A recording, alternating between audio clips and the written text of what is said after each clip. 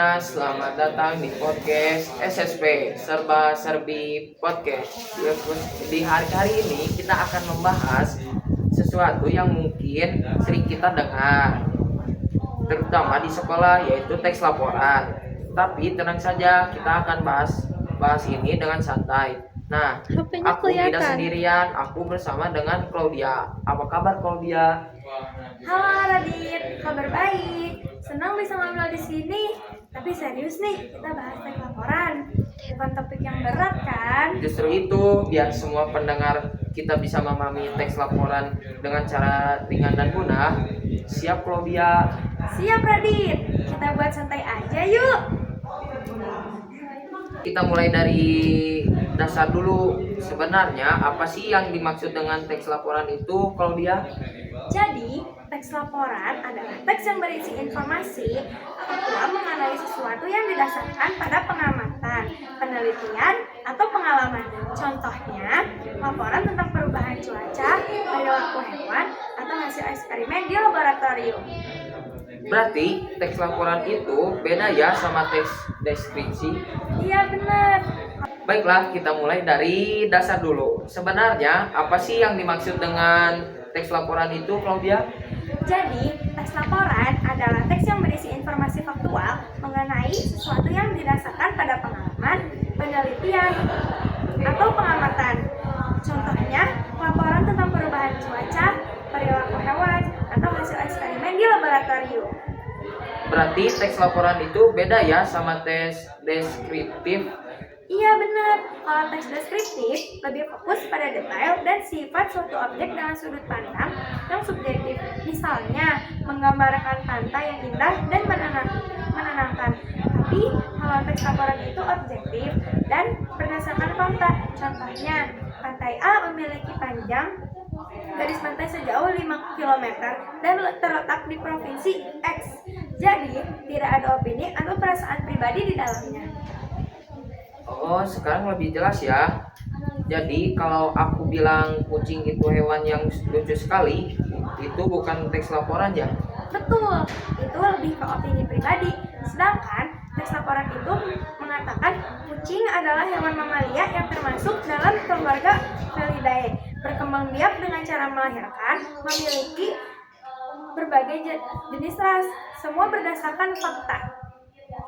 Wah, ternyata banyak juga ya yang harus dipahami ya dari teks laporan ini.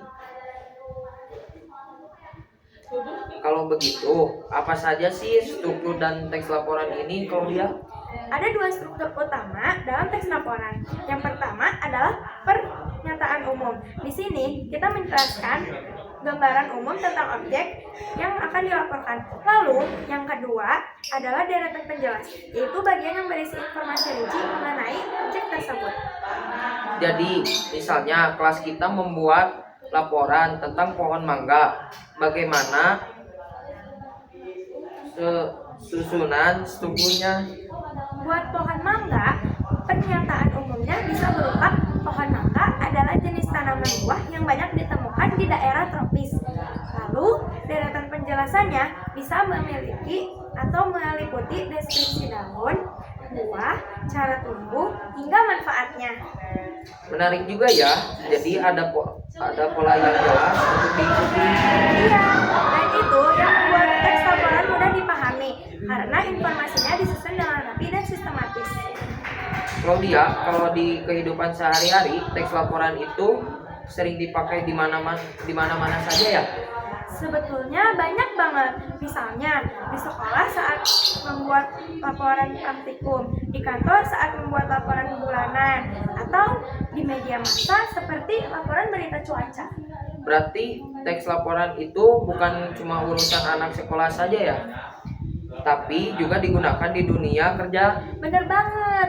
Bahkan dalam presentasi kerja pun kita sering menggunakan struktur teks laporan untuk menyampaikan informasi secara jelas dan terstruktur. Kalau begitu, ada tips gak nih buat teman-teman yang ingin membuat teks laporan dengan cara yang baik? Pasti ada. Yang pertama, pastikan informasi yang disampaikan adalah fakta dan bukan opini. Yang kedua, gunakan bahasa yang jelas dan mudah dipahami. Ketiga, susun laporan dengan struktur yang benar, mulai dari pernyataan hukum hingga deretan penjelas. Dan yang terakhir, baca ulang laporan untuk memastikan tidak ada kesalahan. Simpel tapi penting ya. Dengan begitu, laporan kita bisa lebih mudah dipahami orang lain. Kita mulai dari yang pertama nih. Kamu pernah nggak sih ngalamin presentasi hasil diskusi yang bikin grogi banget? Ih, sering. Apalagi kalau diskusinya dadakan terus, harus langsung presentasi. Kadang hasil diskusinya udah bagus, tapi kalau penyampaiannya berantakan, ya tetap aja nggak maksimal. Setuju banget. Nah, menurut kamu gimana sih cara nyimpenin hasil diskusi biar jelas dan nggak bikin ngantuk yang dengerin? Ada beberapa tips sih. Yang pertama, mulai dengan pembukaan yang menarik. Misalnya, kasih fakta unik atau pertanyaan buat audiens. Yang kedua, sampaikan poin utama dengan bahasa yang mudah dipahami. Jangan kebanyakan muter-muter. Terakhir, pastikan ada kesimpulan diskusinya apa.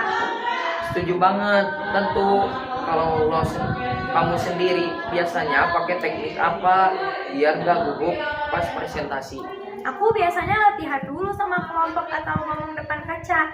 Terus, coba buat kontak mata sama audiens biar lebih percaya diri.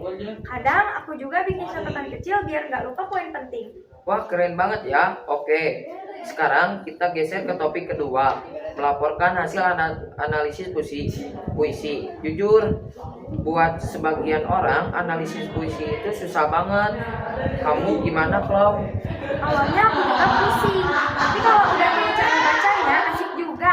Kuncinya itu ada di memahami makna, gaya, bahasa, dan pesan yang mau disampaikan si penyair. Bener banget. Nah, kamu biasanya mulai dari mana kalau disuruh analisis puisi? Biasanya, aku baca puisinya beberapa kali dulu, terus cari kata-kata yang punya makna mendalam atau metafora.